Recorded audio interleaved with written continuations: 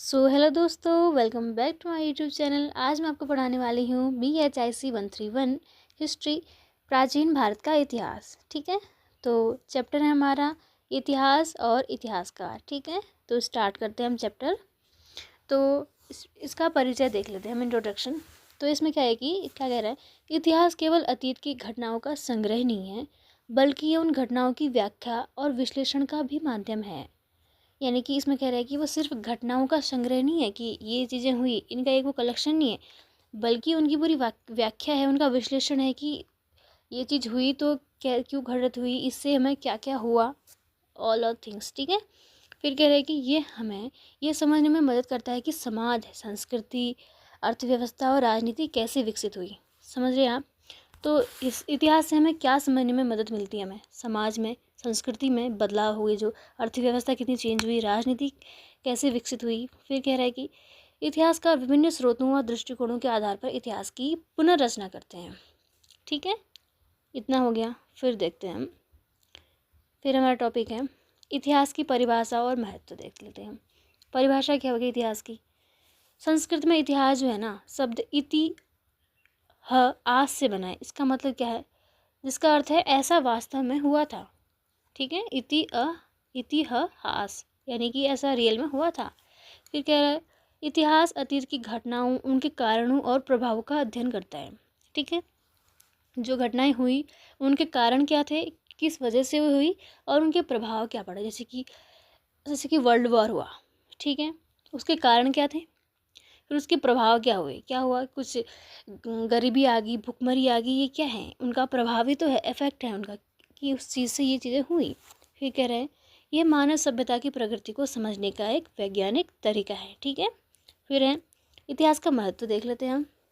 समाज की जड़ों को समझना, समाज की उत्पत्ति, विकास और परिवर्तन को समझने में मदद मिलती है। कि इतिहास से हमें क्या सीखने मिलता है, कि जैसे कि एक एग्जाम्पल देखती हूँ मैं, आप जहाँ पे भी रहते हैं, इससे 10 साल पहले की कोई अगर आप पूछेंगे किसी से कि इस 10 साल पहले यहाँ क्या था, कैसी जगह थी, क्या कितने चेंजेस हुए, तो क्या है, चेंजेस क्या हुए, तो क्या हुआ, विकास हुआ। ठीक है, और परिवर्तन को समझने में मदद मिलती है। परिवर्तन हो गया, कहीं पे पुल नहीं था, वहाँ पुल है, कहीं पे रोड नहीं थी, वहाँ रोड आ चुकी है, कहीं पे स्कूल नहीं थे, वहाँ स्कूल बन चुके हैं। तो ये क्या है, इतिहास में क्या विकास ही तो है, परिवर्तन हुआ, चेंज हुआ। ठीक है, फिर है संस्कृति और परंपरा को संरक्षित करना।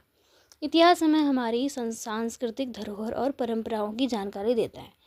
अब बहुत सारी चीज़ें हैं, जैसे कि अभी हम बहुत सारे फंक्शंस सेलिब्रेट करते हैं, बहुत सारी चीज़ें हैं, बट कुछ चीज़ें हम भूलते जा रहे हैं। अब वो हम कैसे सीखते थे कि हम अपनी दादियों से पूछते हैं, तो तब हमें पता चलता है कि पहले के ज़माने में क्या होता था, अब कितना चेंज हो गया। तो मतलब वो संस्कृति, अब इतिहास के पास वो चीज़ें हैं तो संग्रहित है ना वो चीज़ें, कि ऐसा ऐसा हुआ था करके, हमारी धरोहर ही तो है वो। तो उन परंपराएं जो थी उनकी क्या जानकारी देता है। ठीक है, फिर हम देखते हैं इतिहास का महत्व। ठीक है, इतिहास का महत्व देख लेते हैं। समाज की जड़ों को समझना, समाज की जड़ों को समझना। अच्छा, ये पॉइंट मैंने बता दिया है। फिर है 2 पॉइंट मैंने बता दिए। फिर है राजनीतिक चेतना, शासन प्रणाली और प्रशासनिक ढांचे के विकास की समझ देता है कि शासन प्रणाली कैसे काम करी, जो प्रशासनिक ढांचे के विकास में कितनी समझ हुई हमारी, ये हो गया। फिर है हमारा चौथा पॉइंट, आर्थिक और सामाजिक विकास कितना हुआ, समाज में कितना विकास हुआ और आर्थिक रूप से हमारा कितना विकास हुआ। जैसे कि अर्थव्यवस्था, व्यापार और सामाजिक संरचना की प्रगति को दर्शाता है। ठीक है, फिर हम देखते हैं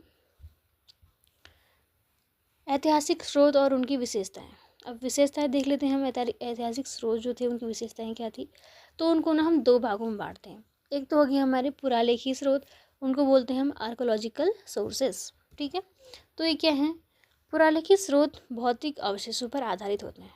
अब अवशेष क्या हैं, अवशेष वो चीज़ें हैं ना, जैसे कि इतिहास में जो चीज़ें हमें मिली, जैसे कि जिनसे हमें पता चला कि उस समय में कैसी कैसी स्थिति थी, कैसी उनकी आर्थिक स्थिति थी, कैसी उनकी सामाजिक स्थिति थी। जैसे कि हमें कहीं पे सिक्के मिले, कहीं पे मूर्तियाँ मिली, कहीं बर्तन मिले, कहीं कुछ मिला, ये सब क्या है, ये अवशेष हैं। ठीक है, जिनमें हमें प्राचीन काल की जीवन शैली और परंपराओं की जानकारी मिलती है कि हाँ, जीवन शैली, रहन सहन उनका कैसा था, उनकी परंपरा कैसी थी। ठीक है, तो नंबर 1 पॉइंट है हमारा पुरातात्विक अवशेष। पुरातात्विक अवशेष जैसे कि मैंने बताया आपको, भवन, मंदिर, मूर्तियाँ, बर्तन, औजार, ये हो गए। नंबर 2 हमारा है शिलालेख एवं अभिलेख। तो लेख से ही आपको समझ आ जाना चाहिए, लेख मतलब क्या है, लिखा हुआ है वहाँ पे कहीं पे, ठीक है। तो राजाओं के आदेश, प्रशस्तियाँ, अशोक के अभिलेख, इलाहाबाद प्रशस्ति एग्जाम्पल है। जैसे कि पुराने ज़माने में क्या होता था कि जैसे कि खम्भों पर, पत्थरों पर लेख लिख दिए जाते थे। अगर कहीं पे कुछ होता था, कहीं पे कुछ बनाया गया कि इन राजाओं द्वारा बनाई गई वो चीज़ें, इस तरह से वो पत्थरों पर लिखा गया तो उसको शिलालेख बोलते थे। इसी तरह ये जो लिखावट है इनको बोलते हैं, ठीक है। फिर है हमारा नंबर 3 पॉइंट, मुद्राएं।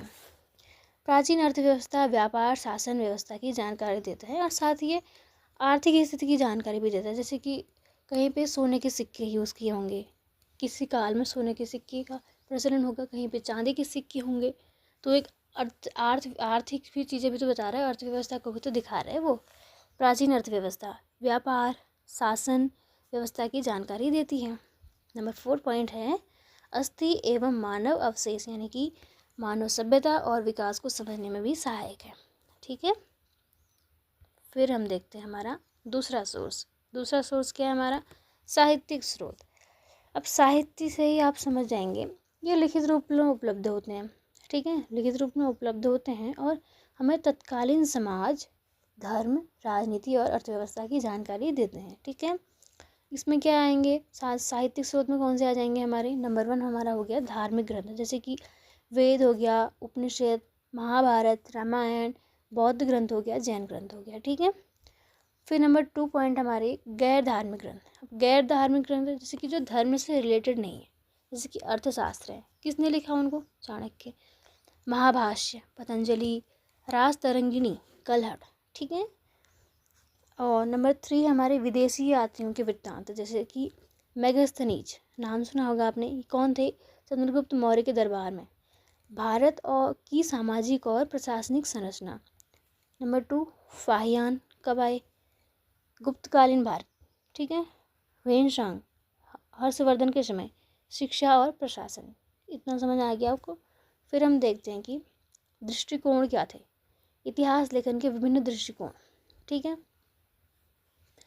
अब इतिहास लेखन समय और विचारधारा के अनुसार बदलता रहता है, यानी कि इतिहास है ना जो समय के साथ विचारधाराओं के साथ बदलता रहता है, कि कभी कभी जैसे कि अभी जो स्थिति है वो आज से कुछ सालों के बाद वैसी नहीं रहेगी, ठीक है। तो चेंज आ गया ना, अलग अलग हमारी जो विचारधारा है वो कुछ समय बाद के लोगों की विचारधारा से बहुत अलग होगी, हो भी सकती है ना।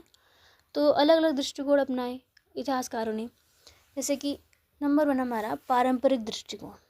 ये क्या है, जैसे कि प्रारंभिक इतिहास लेखन राजाओं की वीरता और वंशावली पर केंद्रित था। पारंपरिक दृष्टिकोण क्या था कि उनकी वीरता के बारे में बताएंगे और उनकी वंशावली पर केंद्रित होगा। नंबर 2 धार्मिक और महाकाव्य ग्रंथों से प्रभावित था। अब जो नंबर 2 है उपनिवेशी दृष्टिकोण क्या था, अंग्रेज इतिहासकारों ने भारतीय इतिहास को अपने लाभ के अनुसार लिखा, ठीक है, अपने फायदे के अनुसार लिखा उन्होंने भारतीय इतिहास को। किसने, अंग्रेज इतिहासकारों ने। भारतीय समाज को असंगठित और अराजक बताया गया उन, ठीक है। अब राष्ट्रीय दृष्टिकोण देख लेते हैं। अब राष्ट्रीय दृष्टिकोण क्या होगा, भारतीय गौरव और संस्कृति पर बल दिया। स्वतंत्रता संग्राम के दौरान इस दृष्टिकोण को बढ़ावा मिला, ठीक है। 3 दृष्टिकोण है, पारंपरिक, उपनिवेशी, राष्ट्रवादी, याद रखना, ठीक है। फिर है आती हमारी बहुत ही ज़्यादा इम्पोर्टेंट है हमारा मार्क्सवादी दृष्टिकोण। इतिहास को आर्थिक और सामाजिक संरचना के आधार पर समझाया गया, ठीक है। वर्ग संघर्ष, भूमि व्यवस्था और श्रमिकों की स्थिति पर ध्यान केंद्रित किया गया इस दृष्टिकोण के अनुसार। अब फिर हम देखते हैं कि इतिहासकार की भूमिका और चुनौतियाँ क्या रही। अब इतिहासकार की भूमिका देख लेते हैं पहले। निष्पक्षता बनाए रखना, किसी का कोई पक्ष ना लेना, निष्पक्ष रूप से बनाए रखना, ठीक है। प्राचीन स्रोतों का आलोचनात्मक विश्लेषण करना, कि जो पहले जब प्राचीन स्रोत थे उनका अच्छे से विश्लेषण करना, ठीक है। फिर है हमारा ऐतिहासिक घटनाओं को प्रमाणों के आधार पर व्याख्या करना, कि हमने इतिहासकार ऐसे लिखेंगे कि उनका वो प्रमाण भी लिखेंगे कि ये घटना घटित हुई, इन इन प्रमाणों के आधार पर ये चीज़ें लिखी गई हैं, इस तरीके से। ठीक है, अब हम देखते हैं कि चुनौतियाँ क्या थी, इतिहास लेखन की चुनौतियाँ। स्रोतों की कमी या नष्ट हो जाना। अब कई ऐतिहासिक साक्ष्य जो है समय के साथ नष्ट हो गए, जैसे कि कुछ चीज़ें तो समय के साथ, अब हर चीज़ की एक एज होती है ना, जैसे कि हम इतिहास में खनन के बाद, जब खनन होता है ना कहीं पे, तो हमें बहुत सारी चीज़ें मिल जाती हैं इतिहास में, जैसे कि कहीं पे सिक्के मिल गए, कहीं पे कुछ चीज़ें मिल गई। अब उनकी एज बहुत ज़्यादा थी, वो नष्ट नहीं होते इतनी जल्दी, तो वो मिल गए। अब ज़रूरी थोड़ी है कि सारी चीज़ें मिल ही जाएंगी, कुछ तो चीज़ें नष्ट भी हो जाएंगी, तो स्रोत नष्ट हो गए। इसलिए लेखन में चुनौतियाँ, एक चुनौती ये भी हुई। पूर्वाग्रह, यानी कि विभिन्न विचारधाराओं के कारण इतिहासकारों के दृष्टिकोण विभिन्न हो सकते हैं। जैसे कि दो इतिहासकार हैं, उनने कोई किसी चीज़ को देखा, उसके बारे में लिखना स्टार्ट किया। अब दो हैं, उन दोनों की विचारधारा अलग भी तो हो सकती है। कोई कहेगा कि ये चीज़ इस कारण से हुई, कोई बोलेगा ये चीज़ इस कारण से हुई। दोनों के विचार अलग भी हो सकते हैं, तो ये भी एक चुनौती होगी। नंबर 3, नई खोजें और पुनर्व्याख्या। पुरातात्विक खोजों से इतिहास की पुनर्व्याख्या होती रहती है कि अब जैसे कि फिर जैसे इतिहास लिख दिया गया, उसके बाद नई खोज हुई, तो उसमें बदलाव भी होगा, बदलाव होना चाहिए होगा, फिर उसमें तो उसमें पुनर्व्याख्या होगी, तो इसलिए ये भी एक चुनौती होगी। ठीक है, फिर हम देखते हैं निष्कर्ष। अब निष्कर्ष क्या है इस चैप्टर का, कि इतिहास केवल राजाओं और युद्धों की कहानी नहीं है, बल्कि समाज, अर्थव्यवस्था, संस्कृति और राजनीति का व्यापक अध्ययन है। ठीक है, विभिन्न स्रोतों और दृष्टिकोणों के माध्यम से इतिहासकार अतीत की घटनाओं को पुनर्निर्मित करते हैं। इससे हमें अतीत को समझने और भविष्य के लिए मार्गदर्शन प्राप्त करने में मदद मिलती है। अब इसमें मुख्य बिंदु मैंने क्या बताए हैं पूरे चैप्टर में देख लीजिए। इतिहास क्या है, अतीत की घटनाओं का वैज्ञानिक अध्ययन। ठीक है, जो अतीत में घटित हुई घटनाएं हैं उनका एक वैज्ञानिक अध्ययन। स्रोत पुरालेखीय, पुरातात्विक मुद्राएं हो गई। साहित्यिक में क्या थे, धार्मिक, विदेशी यात्राओं के वृत्तांत। इतिहास लेखन के दृष्टिकोण क्या थे, पारंपरिक, उपनिवेशी, राष्ट्रवादी और मार्क्सवादी। ठीक है, भूमिका परमाणु का विश्लेषण और निष्पक्ष अध्ययन। सो आई होप आपको ये चैप्टर अच्छे से समझ आ गया होगा। अगर आपको कोई भी क्वेरी है, कुछ भी पूछना है, तो आप कमेंट कर सकते हैं, मैं जल्दी से जल्दी आपके कमेंट का आंसर कर दूँगी। ठीक है, अगर पसंद आया तो लाइक कीजिए, सब्सक्राइब कीजिए और कमेंट करके ज़रूर बताइए कि आपको वीडियो कैसी लगी। ठीक है, मिलते हैं नेक्स्ट वीडियो में।